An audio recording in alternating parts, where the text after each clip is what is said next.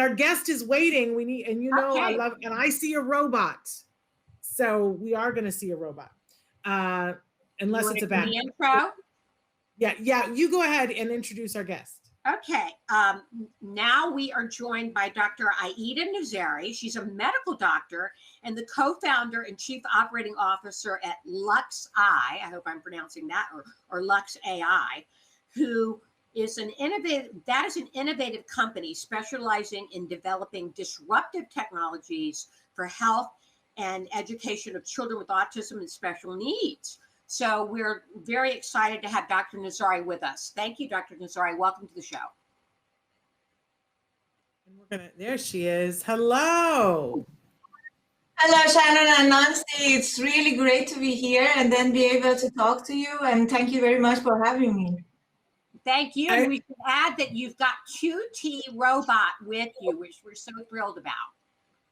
Yes, it's cutie and it's here and it's ready to give you a little bit of information about what is built and then how it helps children, basically.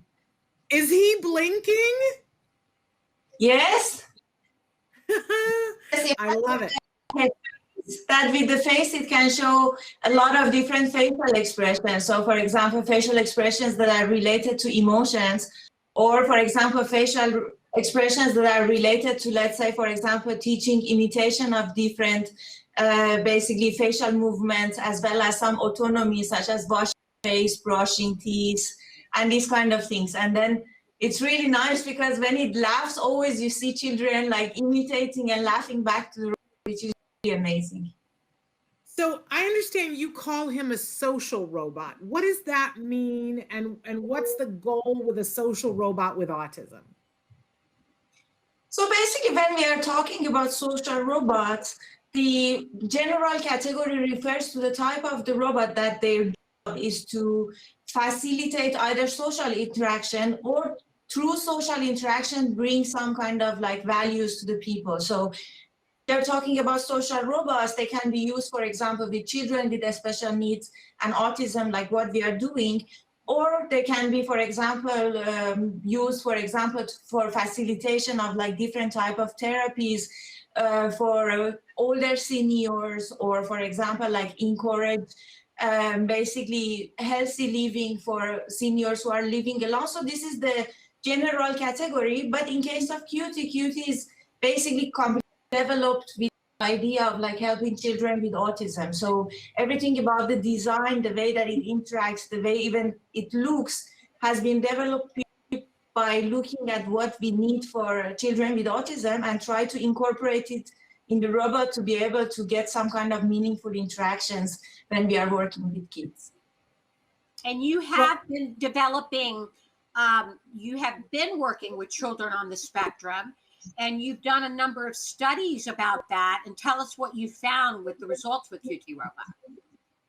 Yeah, so for our company is really research oriented, and we want to make sure that we are moving in a direction that is meaningful. So from the beginning, about like, for example, 7 years ago, when we started this project and talked about like having a robot for children with autism, we started basically by research.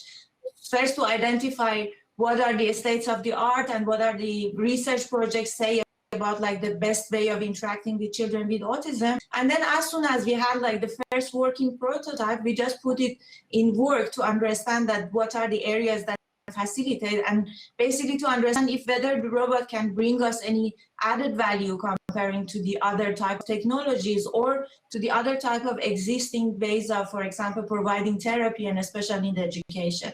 So one of the first studies that has been done with QT was focused on basically the interaction and understanding if by using a robot, we can, for example, like facilitate engagement and improve attention of children. And when children are sitting in front of the robot, how they behave, that is a little bit different from the way that they behave normally in the, for example, interaction with other people, such as, for example, their parents, their caregivers, and therapists. And what we have seen is that the immediate result is that there is a lot of like engagement and attention and eye gaze and looking to the robot and paying attention to what he is doing. And sometimes is very interesting is that we see a lot of times children look much calmer, in a sense that when they are working with their therapists or parents or teachers, see a lot of, like, for example, like behaviors such as steaming and hand flapping that can take us a little bit to the side of thinking that, for example, the child is not in the most comfortable, basically, way of feeling. But with the robot, we see that there is like a significant reduction in this. And we have seen that when children are working with QT, they have the capacity to work for a longer duration of the time. So let's say on average, the child is working, let's say, trials that are going somewhere between, for example, 5 minutes to 10 minutes when they're working with their teachers and therapists. With QT, they tend to stay longer and have like a more possibility of work and a longer duration of sessions that, longer term, it really helps the children to progress faster, because more they practice, more they can learn and they can advance. That was the initial idea, to think that if a robot as a platform can bring us some value in terms of interaction with children, but we also wanted to make sure that novelty effects, and this is not something that is nice to have but not necessarily bring us some meaningful outcome from the interaction of the robot. So the other studies were longer duration, and we wanted to make sure that when the time passes, children are not losing their interest, children are not basically not finding the robot as engaging and interesting as the first time. And it was focused on understanding that if through the interaction with the robot, we can really build the skills that are generalized, that can be used in the daily life of children, and there is some kind of impact out of it. So what, for example, one of the studies done by QTrobot was focused on teaching emotional abilities, in a sense that we were working, for example, from like basics of emotions, such as emotion recognition and emotion understanding from like the nonverbal cues, such as the facial expressions, the body gestures, the tonality of the voice, and then gradually building toward building an emotional understanding, that what does it mean to feel happy? What does it mean to feel sad? How our body would react when we are angry or we are frustrated.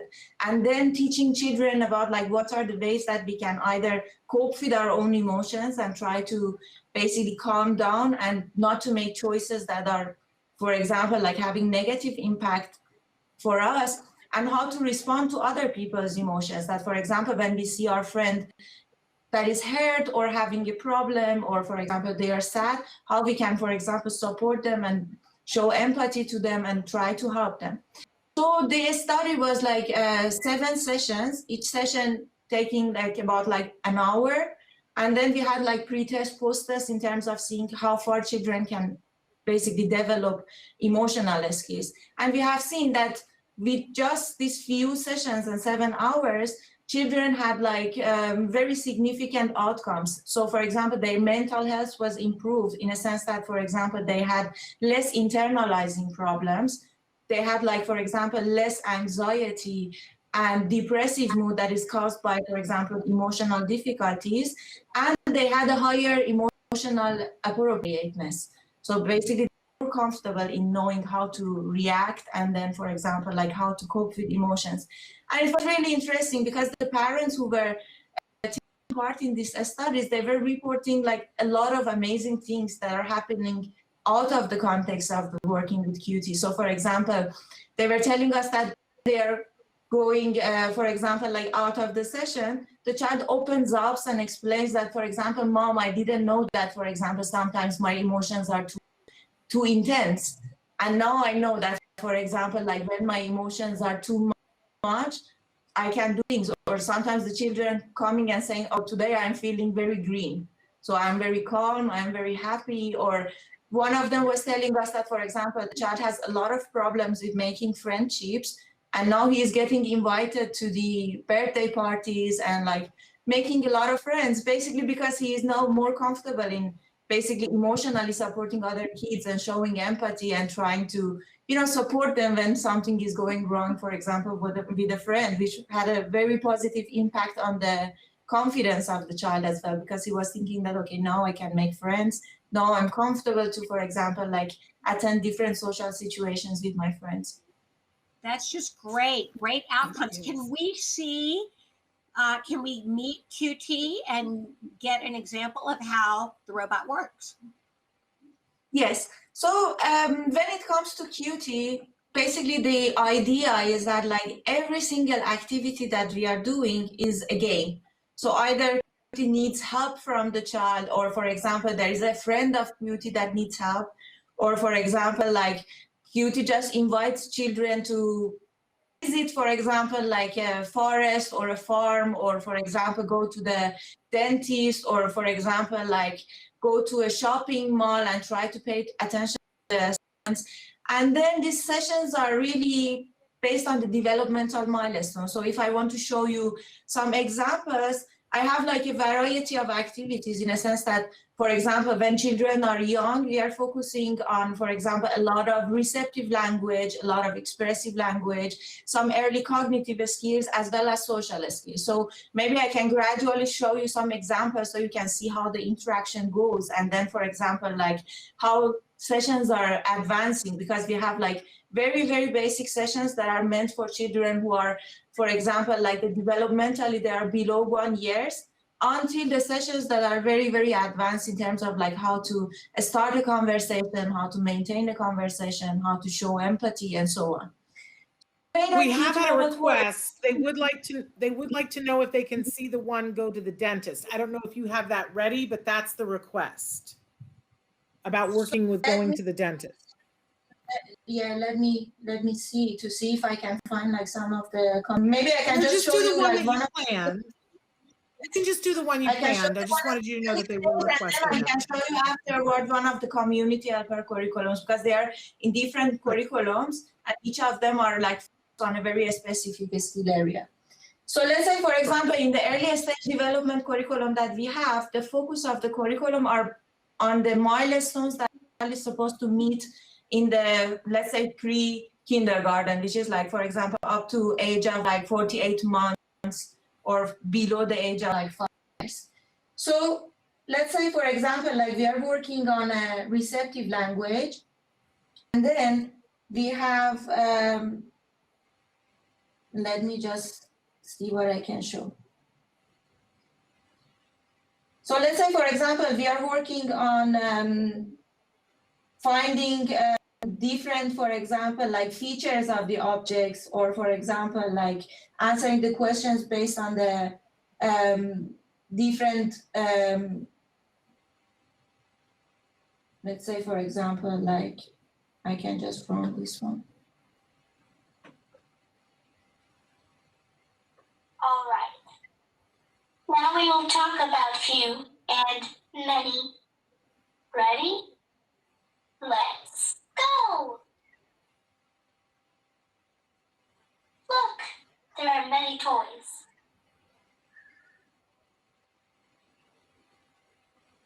Look, we can see many toys. Show me many. So then this is, for example, like a vocabulary building session that focuses on, for example, discrimination of few and many. How it works is that, for example, QTrobot only focuses on many first. Then when the child practices it a lot and then be able to fluently answer, then it goes to the few. And then after practicing few, then we will have like a mix of few and many to discriminate from them. And then, for example, we have a lot of different type of like visuals that appearing. So here we are working on many. So then we choose the one that is with many. Mm-hmm. So it reinforces them. Many toys. Let's see if we can many from few. Show me many pigs. So for example, like when we are working with the child, I want to tell you through the process of the development, because like, for example, like we don't know if the child is, for example, able to discriminate and answer correctly or not. So when the child is not able to answer correctly, instead of, for example, reinforcement that we see as like, for example, like a smile and like showing a happy gesture and saying something very motivating. Show me many pigs. Then QTrobot would be able to repeat the question, and then this time repeats the question with a visual prompt. So then we have like the visualization of the many, such as, for example, like PEX cards and like visual boards. And then we have like, for example, like a visual green highlight on the correct answer. So in this way, the child would be able to identify, for example, which is the correct answer. Right. There are many pigs. Manage the same. So then whenever there is a mistake, we actually want to give the child a little bit of positive reinforcement so they don't feel sad that they have done a mistake. So then we will continue with something that is very, very easy for them, such as, for example, like a C matching, so they get a positive reinforcement. And then we will go back to the original question. So we will allow the child to be able to practice it once again. And then Nice job. hopefully this time they would be able to find the correct answer with that. Show me Very many cute. pigs. So He's then very cute. He's appropriately named QT. He's a cutie. And I like when he smiles. Point 2. Many cows. Yes. So this is an example, like a very simple game, which is meant for children that they are working on the, for example, like vocabulary. So we start from very simple vocabulary and then gradually building toward, for example, like different objective and descriptives and special concepts. And then we practice the same type of basically vocabulary. This one was, for example, like a receptive. The other one works on the same materials, but in an expressive format. Or for example, we have some cognitive or social skills that are using the same material. So our goal here is to allow the child to practice not only in one situation and with one type of example, like directions and visuals, but to practice it in different scenarios. So hopefully it will help them to be able to generalize their skills. So this is the same thing, for example, for emotions. So let's say we'll use a lot of different pictures of the emotions, and then every time we are changing the style of the game, so the child will be able to, for example, sometimes help people, sometimes, for example, like help QT, or sometimes just, for example, like it's in the basically situations that the QT is telling, so they have to guess what is the emotional outcome. So all in all, everything is game, but the games that are really focused on a very, very specific and niche area that allows practicing a very, basically a specific area of competences. So Dr. Nazari, I know that you have been working with these robots in very specific environments like schools and centers, and that you're getting ready now, that you've now launched it so that people can get access not through an institution. Somebody's written in and said, how can a person like me in a third world country access such wonderful technology, knowing that they're probably expensive but might be of help to their son? So talk to us a little bit about where you've been doing it, how that has happened, where QT can be found in the world, and now if we as private citizens can get it, how that would work.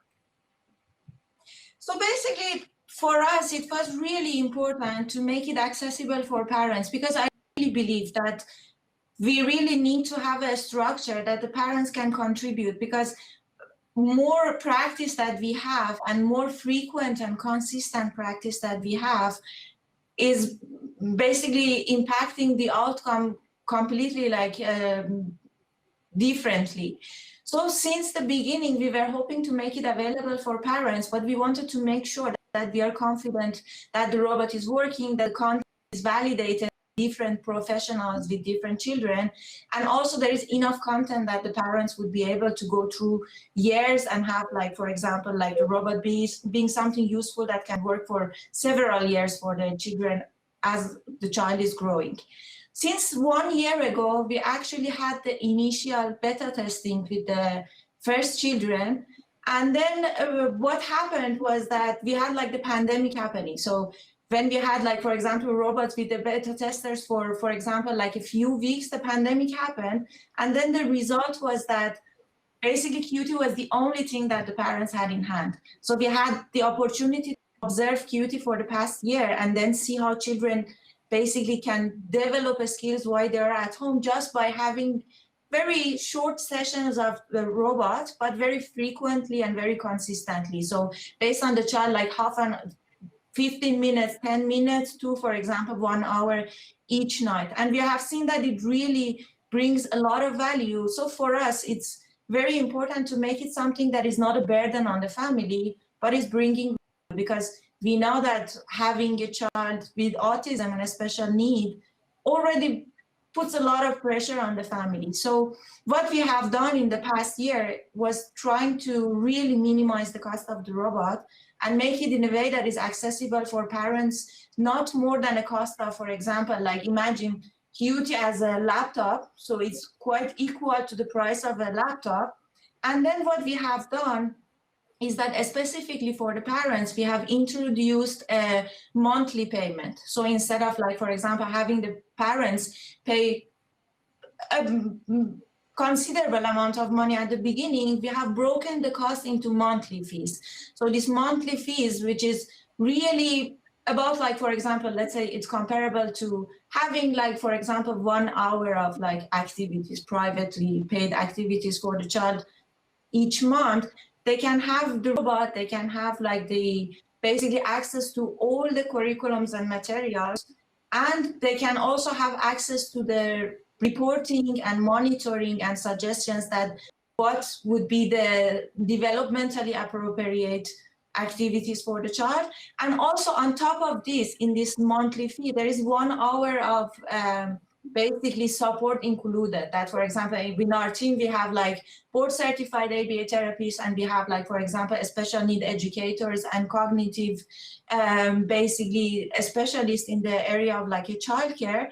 And then we have like a monthly meetings with the parents, because we want to make sure that they are working on the skills that are, as I said, age appropriate. The child has, like, for example, like the pre-requirements, so they are able to basically work with the robot, and also to support them to make sure that, for example, like they are able to generalize their skills, because it's not just working with the robot, but let's say if you are working on a vocabulary, if you are working on a listener skill or a social skill, it's very important that the parents are confident and knowing what type of activities they can do parallel to QT that increases the chance of the child generalizing this skill. So at the end of the day, to just summarize everything, just consider QT, the platform, as a price of a laptop, and then the price of the support and the software and the progress monitoring, something equal to having, for example, like 1 to 1.5 hours of extra support for the child. So I really believe that this is something that is not really pressuring a lot of parents to have access to a technology that can be helpful for the home setup. So where would they go to find out more information and to look at what it would cost them where they are? So basically, just go to the website, which is www.luxai.com. And then in the website, we have like a page specific for the parents. So all information like the parent support, as well as, like, for example, what type of educational curricula are already built in the robot, as well as what educational are under preparation, and it's going to be released in the basically hopefully monthly schedules. They are all there, and they would be able to see, for example, like what kind of languages QTrobot supports in terms of like the educational curricula, as well as the support materials for the parents. Okay. We have a question from the parent. What is the age range that you're dealing with the robot? Are there just different programs depending on what skills they need to accomplish? So when we are talking about children with autism and developmental delays, it's all about, like, for example, like what is the developmental age of the child and what is appropriate for them. So the curriculum of QTrobot works across like different developmental ages. So as I mentioned, we have an early stage development curriculum, which is targeted toward the area which is like below 48 months of development. So for example, we have young teenagers that are now 15, 16, and they're still like working in that type of a, because that's what is age appropriate and developmentally appropriate for them.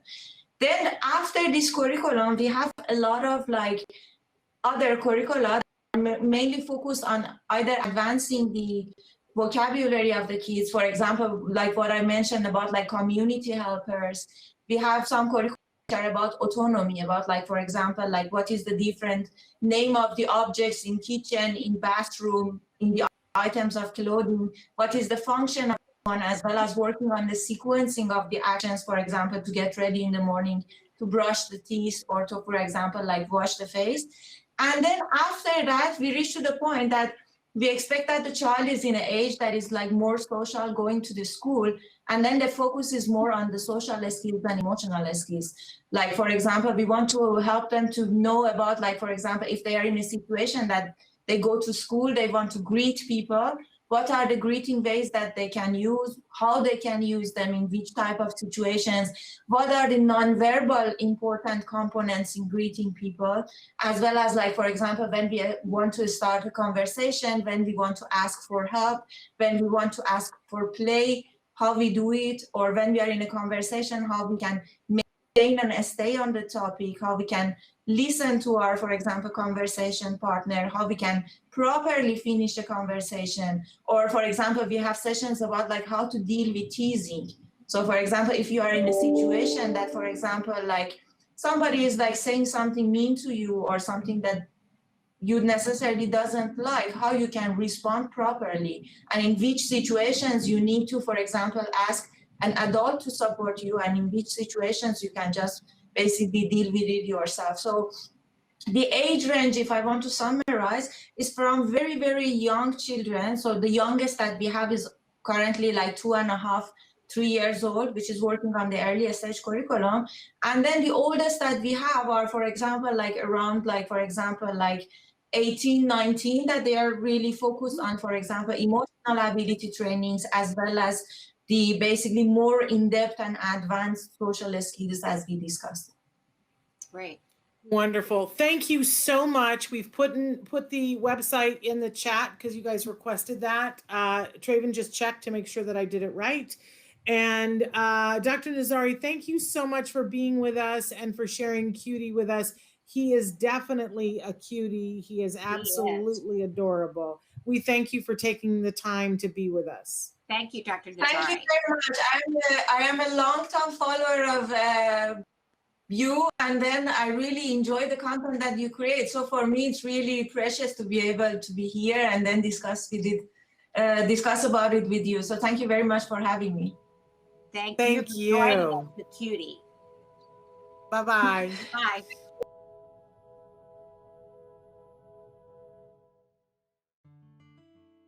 Thanks for watching Autism Live.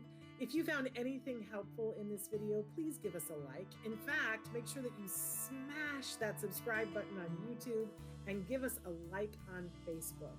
You can also follow us on Twitter and Instagram for important updates. And please download our free podcast wherever you get your podcasts. See you next time. Until then, give your kiddos a hug from me and one for you too.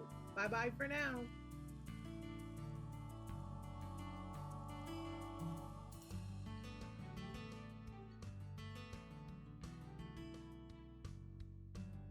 To subscribe, click here. And if you'd like to check out some more of our videos, click here.